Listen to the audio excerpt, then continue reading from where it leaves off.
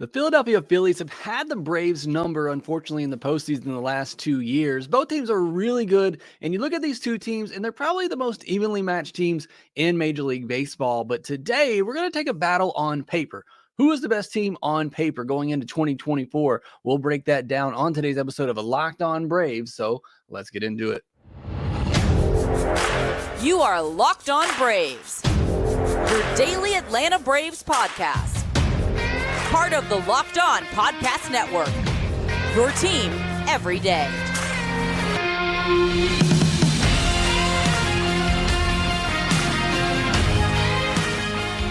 Hey, and welcome back to Locked On Braves, part of Locked On Sports Atlanta, where we cover your favorite Atlanta sports teams each and every day. I am your host, Jake Mastriani. You can follow me on social media at ShortstopBall. Also, make sure you check out my written work over at BravesToday.com. Make sure you follow the podcast on social media at LockedOn_Braves. Send in any questions, comments, or feedback that you have for the podcast. Coming up on Friday, we'll have our mailbag episode, and you can be a part of that by responding to my tweet from LockedOn_Braves asking for your questions for that episode. So make sure you're on the lookout for that and following LockedOn_Braves on social media. Make sure you subscribe to us on YouTube. If you're new, up over 8,800 subscribers on YouTube now, so pushing towards 10K for opening day. I saw Doc's Cards got the hashtag going for that, and I appreciate that as we're trying to get towards 10K by opening day. So I really appreciate all the support there. If you've already subscribed, hit that thumbs up button so others can see it. You're listening on the audio version, make sure you leave me a 5-star review. I appreciate that. Thanks for all the support you give me here at Locked On Braves. Today's podcast, we're going to do another battle on paper. I did one between the Braves and the Dodgers a couple of weeks ago. A lot of you asked for me to do one on the Braves and the Phillies, so we're doing it on today's episode. And it's a fun one because these are two really good teams that match up really well, and we know they obviously have seen each other in the postseason the last 2 years. It's not gone our way, but hopefully things are changing in 2024. Before we get into that paper duel, today's episode is brought to you by FanDuel. Today's episode, again, brought to you by FanDuel. Make every moment more. Right now, new customers get $150 in bonus bets with any winning $5 money line bet. That's $150. Visit FanDuel.com/lockedon to get started, and that's with any $5 bet. You can get $150 in bonus bets over at FanDuel.com/lockedon. All right, let's get into today's episode, and it is another battle on paper, this time between the Braves and the Phillies. One more time, did one on the Braves and the Dodgers a while back that was really fun to do, so I want to follow up here with the Braves and the Phillies. Probably the three best teams on paper in the National League when you look at it going into the season. I think these are going to be the three primary contenders. Also, if you haven't checked it out already, on Monday I did my 6 through 10 prospect rankings for the Atlanta Braves. Next Monday, I will have my top 5. Lindsey Crosby going to be joining me to discuss that, so looking forward to that. But if you haven't, you missed the first part of that from Monday, make sure you go back and give that a listen. Let me know what you think of the first half of the top 10 rankings. All right, if you weren't here for us last time when I did this with the Dodgers, I'm going to go by position, battle it out here. We're going to go by Steamers WAR projections, except for DH. We're going to go by WRC+. But we're going by Steamers WAR projections to see who has the better or who has the edge at each position. So starting obviously at the catcher position, the Braves have the edge here. Sean Murphy projected for 3.2 WAR, Real Muto at 2.6. Also a 114 WRC+ to 102 advantage in favor of Murphy. Both of these guys really good defensively, two of the better defensive catchers in all of baseball. So that, obviously is a calling card for both of these guys. But Sean Murphy, the power that he has, I know everybody's worried about the second half. I'm expecting big things out of Sean Murphy in 2024, and I'm hoping it's more of a true starters workload for Sean Murphy and not a 50-50 split with he and d'Arnaud. Murphy gives you more on-base percentage as well. A much better job at getting on base, taking his walks. So the added power, the on-base. The only real advantage that JT gives you is he has more speed, and he has been more durable, catching more games. So I'm not trying to slight JT Realmuto. I may in the second segment a little bit when we talk about why I think the Braves are better prepared this year. But at the catcher position, the Braves have the edge, according to Steamer's Fangraphs WAR projections. At first base, Matt Olson over Bryce Harper. 4.4 projected WAR for Olson and 4 for Harper. So this is a tight one right here. Olson gets the edge in the power department. Harper gets the edge in average and batting average. They're projected to have the exact same WRC plus of 142. Harper's new to the first base position, but he handled it pretty well last year. Olson's a Gold Glover in yesteryears. He has not been that since joining the Braves. We have not seen that gold caliber first baseman over there that many thought we could get. So I don't know that either of them are plus defenders over at first base, but Olson with the power gives you a little bit more. But this is really pretty even split right here between Olson and Bryce Harper. At second base, Ozzie Albies and the Braves get the advantage here as well. Ozzie projected for 3.9 more. Bryson Stott at 2.6. But Stott is a sneaky good player. He's actually the hitter in their lineup that scares me the most in clutch situations. I said that last year, and I believe he came on clutch in a game in the regular season last year against the Braves. He's just that guy. He's an annoying at bat. He's going to put the ball in play. He's great defensively. He's much better, at least what we saw last year, than Ozzie defensively at second base. And I just think he's a really good hitter. So while the Braves do win this one and you have to go with Ozzie over Bryson Stott, I really like Stott as a player. I think he's a really, really good player. Similar speed, similar on base with both of these guys, but a 118 WRC plus for Ozzie and just a league average 100 WRC plus for Stott. So Ozzie, big offensive advantage here, but Stott, big defensive advantage at the second base position. At shortstop, Phillies get the advantage here. Big advantage for the Phillies. Turner 3.8 WAR, Arcia 1.4. This one isn't close, especially if you look at each player's second half, where Trey Turner took off in the second half. Orlando Arcia kind of came back in the second half. This is a big advantage for the Phillies. 96 WRC plus for Arcia to 111 WRC plus for Turner. I think Arcia's glove is more dependable at shortstop. His arm is better. Trey probably gives you a little bit more range with his speed. So I'd give Arcia the edge defensively, but obviously Turner and his power speed combination that he has is certainly a huge advantage over Arcia at shortstop. Moving over to the third base position, Braves get back the advantage here. Riley projected for 4 WAR, Alec Bohm 2.1 WAR. Riley with a big power edge here, but it might surprise a lot of you to know that, at least by projection standards, Bohm's similar average, similar on base, and speed is pretty similar. So the only big difference maker here is that Riley's a 30 plus home run bat, and Bohm is 20 to 30 home runs. So big advantage there for the Braves and Austin Riley. 129 WRC plus to a 107 WRC plus there.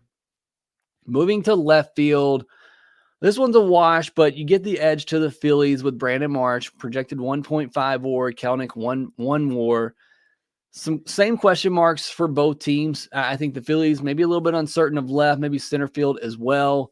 Braves are hoping Kelenic kind of hits his potential, and if he does, I think the Braves ultimately win this position. But right now, you can't really project that with what we've seen from Kelenic, and March is coming off a pretty good season, giving you a little bit of speed, a little bit of power, and plays really good defense, especially in a corner spot. So give the Phillies the edge here. But again, if Kelenic comes out and shows the improvement that we're hoping to see, it wouldn't be crazy to think he has a better offensive season than Marsh. You look at the projected WRC plus for both of these guys. Kelenic actually has the advantage there at 101 to 98. So Marsh's defense is what gives him the WAR advantage in this battle, but Kelenic just ever so slightly projected to have a better offensive season. But this one's very, very tight, but give the edge to the Phillies right now in left field.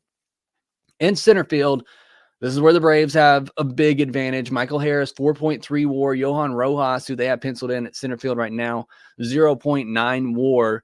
Rojas is great defensively. So is Michael Harris. You can see both these guys finishing as finalists for the Gold Glove next year. Rojas, big catch in Game 4 against last year against Acuna, and what I thought could have been a series-changing hit. First of all, if Acuna just gets a little bit more, and also if that gets off the padding there in left center field, but not meant to be. Great catch by Rojas. Again, a really solid defensive player, but doesn't give you much offensively, at least right now. Young player, still could be growing into that, but we know what you have in Michael Harris, and I'm expecting even bigger things from Michael Harris in 2024. Moving over to right field, obviously, whoever's going up against Acuna in this, the Braves are going to have a huge advantage, but this one is about as lopsided as it gets. Acuna 7.4. Surprisingly, Castellanos is projected for just 0.3 WAR, and that seems like a pretty low projection for Castellanos, but he was just a 1 WAR player last year, despite hitting 272, 29 homers, 106 RBI, and 11 stolen bases. That sounds like a really good player, and that's why you can't always trust WAR. That is a really good player, and that's really good offense. He was a negative 0.8 WAR player the year before. Part of that is he doesn't walk a lot. He strikes out a lot, and there are some pretty big question marks in his batted ball profile and his plate discipline, which I'll talk about later. He's also not great defensively unless he's playing the Braves. I feel like he makes plays you never see him make, except when he's playing the Braves. Big advantage in the WRC plus department here too. 162 for Acuna, 101 for Castellanos. All right, we got a couple more position player projections to get into, but as it stands right now, Braves have a big advantage as you go through the starting infield, starting outfield. Braves have a big advantage, but next you're going to see that shift start to go towards the Phillies. We'll discuss that here next.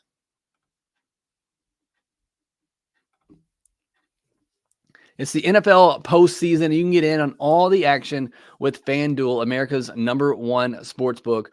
Right now, new customers get $150 in bonus bets with any $5 money line bet. That's $150 just for placing a $5 bet. You can do that over at FanDuel.com/locked-on. If you've been thinking about joining FanDuel, there's no better time than right now. You got the NFL postseason, NBA, NHL.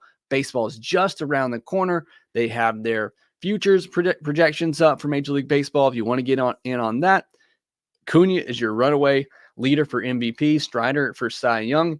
You want to get in on some of that action, you can do so on FanDuel.com/locked-on or their app, which is super easy to use. And in there, you can see live same-game parlays, find bets in the new Explore tab, make a parlay in the Parlay Hub, which is the best way to find popular parlays, and many more ways to get in on the action at FanDuel.com/locked-on or on their app. Also, make sure you visit FanDuel.com/play-safe for tools and resources to help you stay in control of the way you play. FanDuel, official partner of the NFL. I want to remind you that Locked On has launched the first ever national sports 24/7 streaming channel on YouTube. Locked On Sports Today is here for you 24/7, covering the top sports stories of the day with the local experts of Locked On, plus our national shows covering every league. So go on over to Locked On Sports Today on YouTube and subscribe to the first ever national sports 24/7 streaming channel. So far in this paper battle that we're talking about with the Braves and the Phillies, Braves have a huge edge, but the next three all go to the Phillies. All very tight, but all going to the Phillies. In the DH position, Kyle Schwarber has an edge over Ozuna. I said at DH, I'm going strictly by WRC+. Don't really want to factor in much defense, but 124 WRC+ projected for Schwarber, 114 for Ozuna. Obviously, big power and on-base potential for Schwarber. Talking about 40 home run bat in Kyle Schwarber. Ozuna hit 40 home runs last year, but they're expecting him. Projections aren't really buying the huge bounce back for Ozuna last year. Still have him, 30 home run season, really good season, but Schwarber can pretty consistently get to 40 home runs, and we've seen that from him for a while now. Schwarber's projected to hit 11 more homers than Ozuna, 27 more points in his on-base percentage, so that's really where the difference, separates these two guys. But both of them are really good DHs. Now you get to the pitching side of things, and both of these are super, super close, but both of them go to the Phillies, surprisingly. You look at Strider, Fried, Sale, Morton, and Elder in the Braves rotation as projected right now. Strider's at 4.9, Fried at 3.5, going at WAR now. 4.9 WAR, 3.5 WAR, 2.8, 2.1, and 1.2. That all comes out to 14.5 total WAR for the Braves starting rotation. You look at the Phillies, Wheeler is 4.7, Nola 4.2. Pretty high WAR projection for Nola. Suarez 2.3, Sanchez 1.9, and Walker 1.6. That comes out to 14.7. So the Phillies gets the edge in the starting pitching department by 0.2. And again, both really good. I would say that the Braves have a deeper rotation, but the Phillies do have a couple of young guys, and Painter, if we see him at some point this year coming off injury, Abel as well. They just got Colby Allard from the Braves, or not from the Braves, but he was with the Braves last year. Nick Nelson, Griff McGarry, Tyler Phillips, some solid depth there, but the young guys really to look at, unproven, but you could say the same about AJ Smith-Shawver and Hurston Waldrop. At least AJ Smith-Shawver's had that experience, but then you also have Ronaldo Lopez, who I think is still going to get stretched out for the rotation. You have Darius Vines, Ian Anderson, Waskari Noah, Alan Wyans, Dylan Dodd, who all have big league experience now. So I like the depth of the Braves starting rotation a little bit more. Even in the, at the top of the rotation, I like Sell and Morton better than Suarez and Sanchez and the 3-4 spots in the rotation. So really the big difference there is Nola's projected for 4.2 and Fried's projected for 3.5 WAR. That's where the real separation comes in. If Fried's healthy all year long, if Fried and Nola are both healthy all year long, I'm taking Fried all day. I'm guessing those projections are not counting on Fried pitching a full season. At the reliever side of things, Phillies get another slight edge in this one, 4.3 WAR for their top 6 relievers to 4 WAR for the Braves. The one that hurts the Braves here is Joe Jimenez, only projected for 0.4 WAR. Everybody else in the Braves bullpen's projected for 0.7 or better. Hard to project bullpen arms, and I'm including Lopez in that, and I don't know if he's going to be part of the starting rotation or not. So bottom line is both of these bullpens are really good. Phillies have some, great high velocity guys in Alvarado, Soto. Hoffman became a big part of that bullpen last year. Sir Anthony Dominguez, Orion Kirkrings, another good young arm we saw in the postseason who's going to be a big part of that bullpen, and Strom as well. So they got a really solid bullpen. Both of these teams have really good bullpens, but Phillies get a very slight edge in both of those. So who is better? You look at it position by position. Who is better? Well, the Braves won 6 positions. The Phillies won 5. So the Braves technically win this paper battle that we're doing, which is all we can do right now in the offseason. But the Braves do have the edge, at least on paper, just going by projections and by WAR of what we have right now. Phillies won both pitching categories by a total of 0.5 WAR. There's a couple in here you could probably call a push. Bullpen, starting pitching, you could both easily call a push. I think left field, you could probably call a push as well, and that went in favor of the Braves. So there's a couple in here. First base, you could call a push. That one went in favor of the Braves. Left field went in favor of the Phillies is what I meant. So there's a couple there that, again, are just really close, but letter of the law here, Braves get a 6-5 advantage. There's a reason why the Braves have lost to the Phillies the last 2 postseasons. They match up so evenly on paper. And I would tell you right now, and I don't think I'm going out on a limb saying this based on the way the last 2 seasons have ended, the Phillies scare me more than any team in baseball. I would much rather face the Dodgers, anybody else in that first round. But the Phillies match up with the Braves better than anyone. And I fully believe if the Braves get anybody else in the Phillies the last 2 years in the first round, the Braves advance and probably likely get going, once, give the bats a chance to warm up, and they probably get going from there. This is obviously hypothetical, but that Phillies matchup in the first round, you're facing a Phillies team that's coming off, has some momentum, already won a postseason series. Their bats are hot, and you're coming in cold, facing a Phillies team that is really good and matches up with you really well. You can go blow to blow with you both on offense, the rotation, and the bullpen. That's a tough ask for the Braves coming in cold to the NLDS. So I want to face the Phillies again. I hope we see them in the postseason again. Hopefully it's in the championship series, because drawing them in the first round when you're coming in cold, unless the Braves go through the wild card series, win that, and then go face the Phillies. But you're trying to face that Phillies team cold who's coming off a series win already. That's just a really tough ask for the Braves with how well these 2 teams match up and how even they are. This Phillies team is really good, and they're a really fun team. I'm sure if you can find a way to cheer for those guys, but I just can't as a Braves fans. But both of these teams are great. It's such an even matchup on paper. I would obviously bias here, but I would still take the Braves roster on paper in the depth of the Braves roster over the Phillies. But These are two really, really good teams. Next, I want to talk about why the Braves are more equipped this year to handle the Phillies in the postseason, and why I hope that the Braves and Phillies match up again in the postseason and the Braves can get the best of them this time around. We'll discuss that next.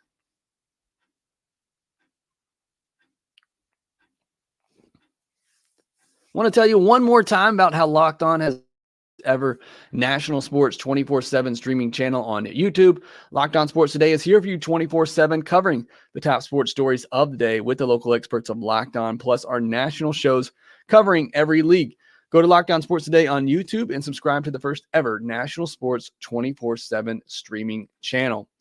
So we looked at the battle on paper between the Braves and the Phillies, and the Braves come out on top. I think on paper, most people, biased or otherwise, would say that the Braves are the better roster overall on paper.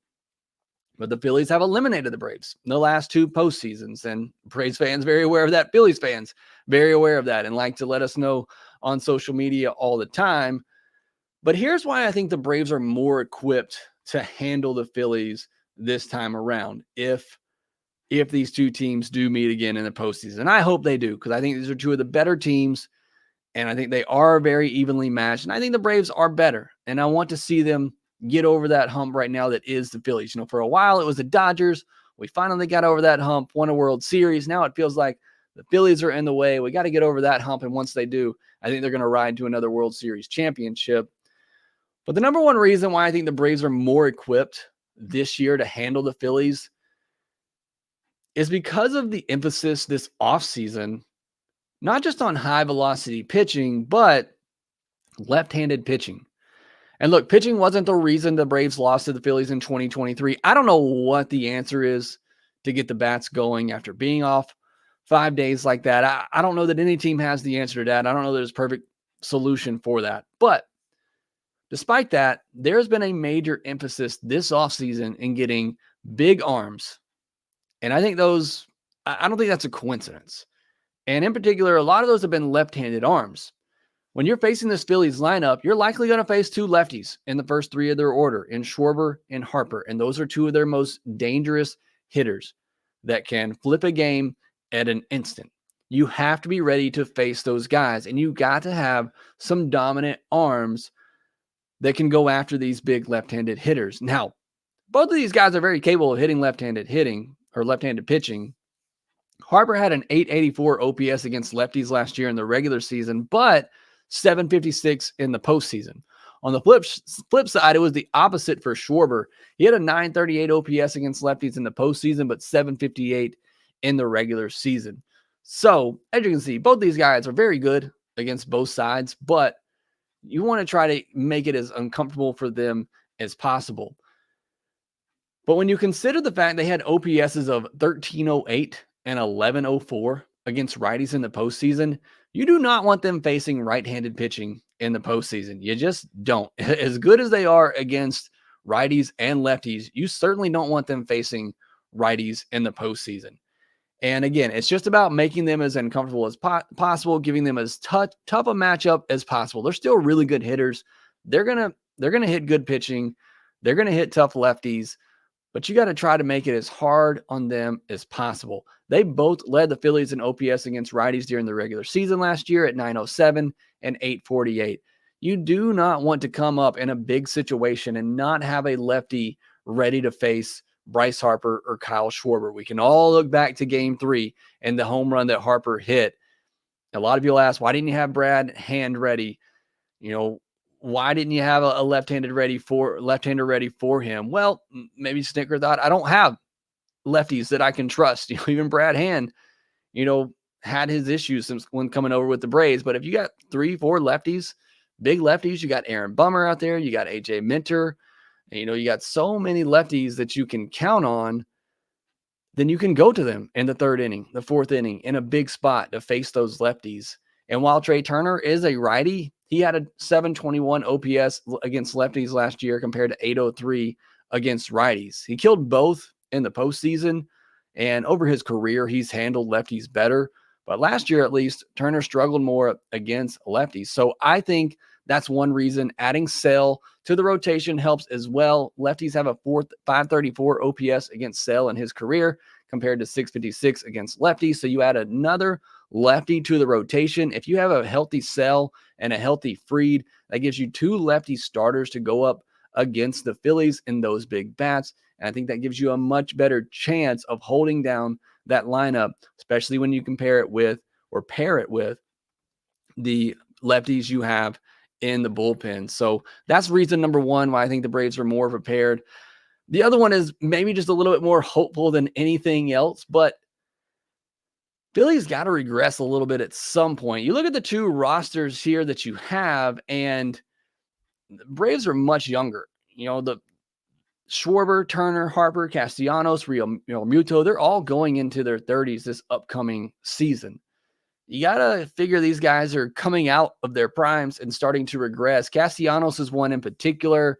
Kind of mentioned him, someone that could drop off. He had a career worst zone contact percentage of 81.5% last year. That's below league average. He also had a career worst contact percentage of 66.6. That's just a bad number in general. And that's on a 3-year decline. And this will be his age 32 season. So you could see some regression there.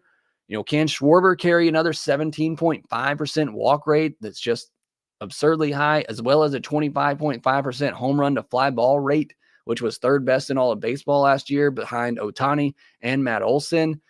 Can he carry that high walk rate and a high home run to fly ball rate while also hitting at the Mendoza line? That's just, it's a weird profile. You know, it's hits, walks, strikeouts. It's a 3 true outcomes for sure. How long can he keep that up?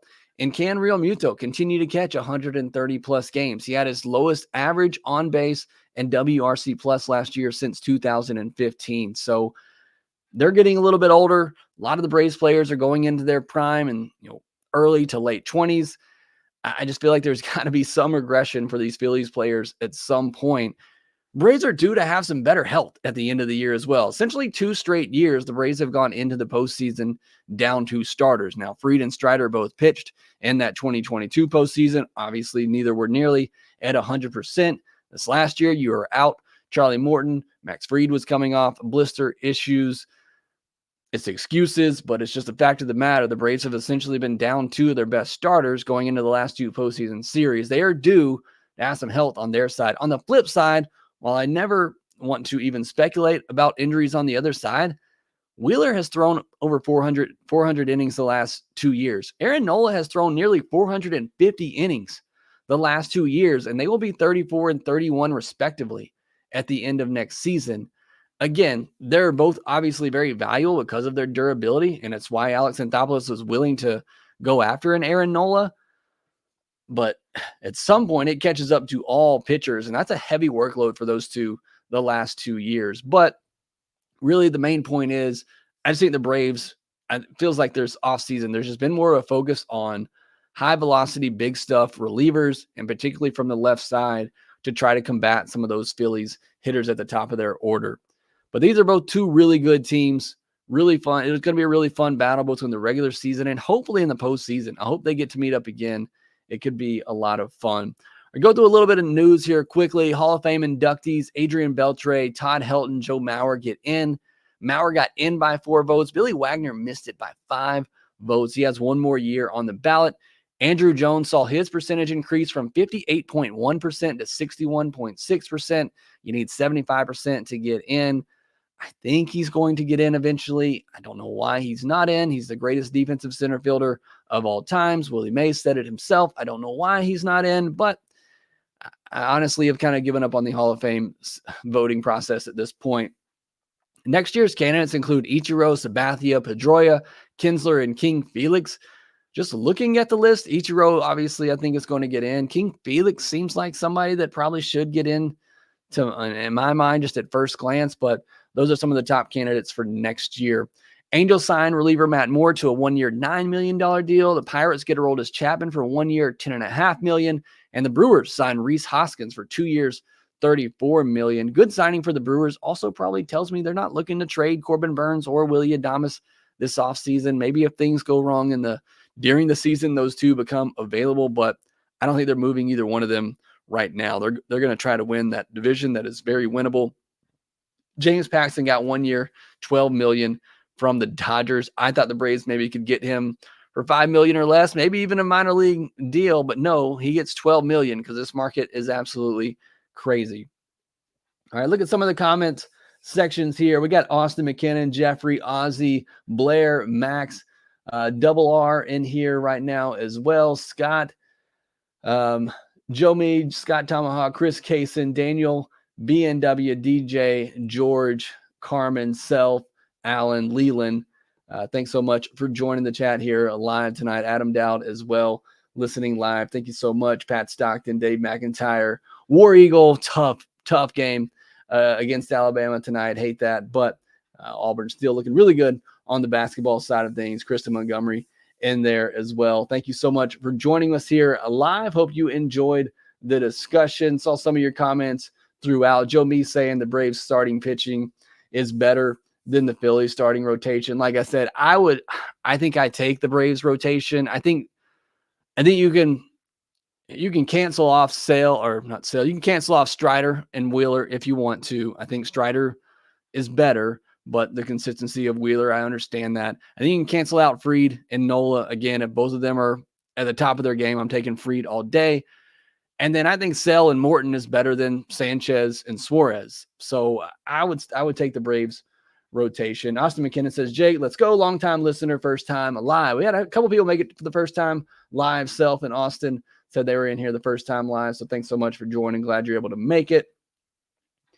Joe Me says, I love Olsen, but Harper's a Hall of Famer in the making. I think he becomes the best first baseman in baseball. So I do like Bryce Harper over there. I think he's a great player. I wish Braves fans would stop booing him because it seems like that just fuels his fire even more. But he's a great player. You like him or love him what he does on the field, but certainly is a great player. Ozzy says, first time lifetime YouTube watcher, go Bravos. Thanks so much for joining. Kristen, I'm so ready for baseball. Football was depressing this season. I'm ready for baseball as well. I don't watch football, but I am definitely ready for baseball, or I don't get that into football. Max Wascom says, how do you think the top of the bullpens match up with the new additions? I think they're very similar. The Phillies can be so shut down in their bullpen, and then I just feel like the next night they can be all over the place. Alvarado, Soto, Dominguez can be so up and down. I'd probably take the consistency of the Braves bullpen over the Phillies, but both have some really, really good arms. And Jared Moore says, don't forget about Matzik coming back as well. Yes, that is the name I was forgetting. I was trying to look up the roster real quick, but Matzik coming back gives the Braves another lefty in the bullpen. So thanks for bringing that up, Jared, here at the end. All right, that will do for this episode of Locked On Braves. Thanks so much for hanging in there with me till the end. Coming off a little bit of a cold, so thanks for helping me get through this on today's episode.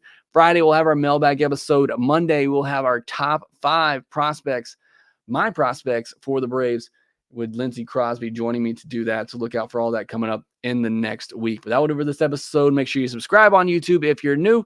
Make sure that you rate, review, and subscribe to the Locked On Braves podcast wherever you get your podcast, and we will talk to you next time.